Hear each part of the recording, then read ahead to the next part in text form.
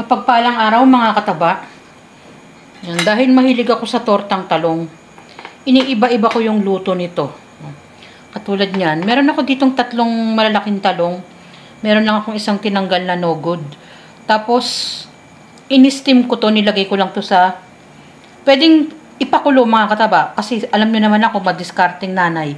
Nilagay ko lang to sa ibabaw ng kanin nung malapit ng maluto, na hindi ko na kailangan magpakulo. Yung mga isang tips yun para makamenos din tayo sa pagpapakulo, ganyan.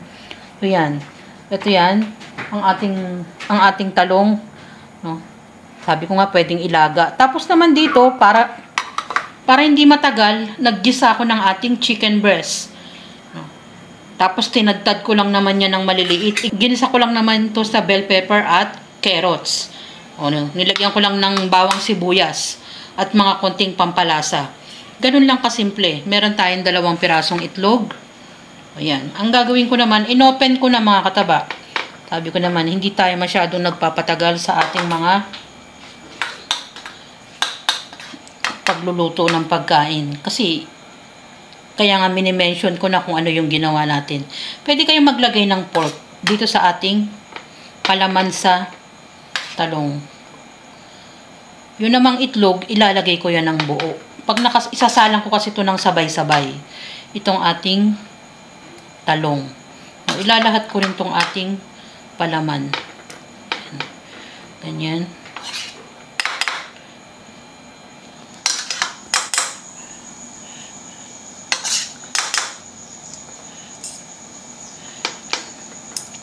Ayan. Tapos may nakahanda na ako dong kawali para sa ating pagpa-fry.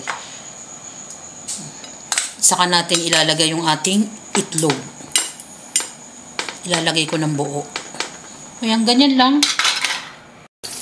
Ayan, nilagay ko na. Hindi masyadong malakas yung apoy.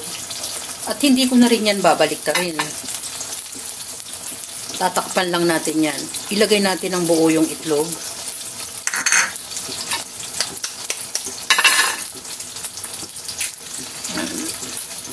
At ayan.